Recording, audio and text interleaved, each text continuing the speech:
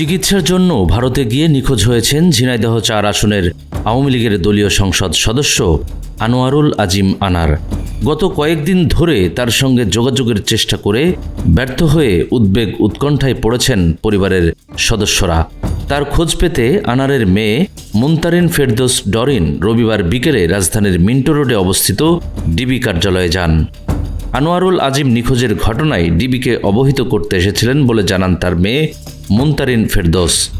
এ বিষয়ে পরে গণমাধ্যমের সঙ্গে কথা বলেন ঢাকা মহানগর গোয়েন্দা পুলিশের অতিরিক্ত পুলিশ কমিশনার মোহাম্মদ হারুনুর রশিদ।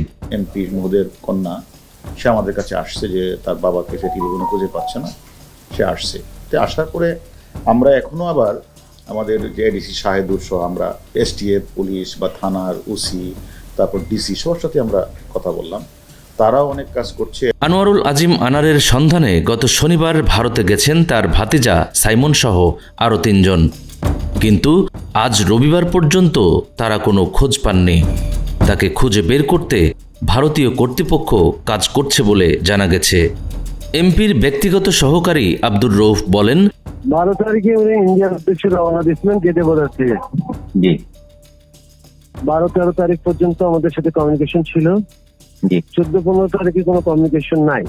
জি যেখানে ছিলেন ওনার কাছে জিজ্ঞাসা করা হলে বা আমার ড্রাইভারের কাছে প্লাস হচ্ছে যে আরো এক তার ভাগ্নের কাছে এরকম টাইপের মেসেজ দিয়েছে, জরুরি কাজে আমি একটু দিল্লি যাচ্ছি।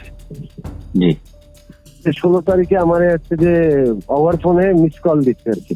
আচ্ছা আচ্ছা মিস কল দিলে আমি মনে করছি যে ওনার জি মিস কল আসতে হয়, হয়তো উনি রিং দিচ্ছে, আমি ধরতে পারিনি। 7:46 আচ্ছা আচ্ছা এখন পর্যন্ত ওনার কোনো আমি হচ্ছে জি কোনো খোঁজ পাচ্ছি না। আচ্ছা সেক্ষেত্রে কি আপনারা কি প্রধানমন্ত্রীকে বা বাংলাদেশের পররাষ্ট্র মন্ত্রণালয়ের কাউকে জানাইছেন? জি জানাইছি। ও কাকে জানাইছিলেন ভাইয়া? জি আমরা ওই যে স্বরাষ্ট্র মন্ত্রণালয় জানাইছি, প্রধানমন্ত্রী কার্যালয় জানাইছি, সংসদেও জানাইছি সবাই অবগত। তারপরে ওনারা ইন্ডিয়াতেও হচ্ছে যে ইয়ে দিচ্ছে হাই কমিশনার থেকে। জি ইন্ডিয়াতেও একটা হচ্ছে যে মিসিং ডায়েরি করা হয়েছে, বাংলাদেশে এটা করা হয়েছে।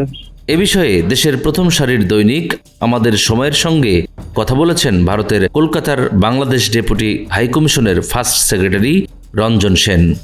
বিষয়টি ভারতীয় কর্তৃপক্ষকে জানানো হয়েছে বলে জানান তিনি। প্রধানমন্ত্রী কার্যালয় থেকে আমরা যখন পেয়েছি তখন আমরা এটা ভারতীয় কর্তৃপক্ষের সাথে যোগাযোগ করে আমাদের কাছে যতটুকু তথ্য ছিল ততটুকু আমরা ভারতীয় কর্তৃপক্ষকে দিয়েছি। এখন সেই তথ্যের সূত্র ধরে ভারতীয় কর্তৃপক্ষ ফাইন্ড আউট করার চেষ্টা করছে। এদিকে আনোয়ারুল আজিম আনার নিখোঁজ থাকার বিষয়টি পরিবারের সদস্যরা প্রধানমন্ত্রী শেখ হাসিনাকে অবগত করেছেন। নিখোঁজের বিষয়টি নিয়ে ইতিমধ্যে বিভিন্ন গোয়েন্দা বিভাগ খোঁজ নিতে শুরু করেছেন বলে জানা গেছে।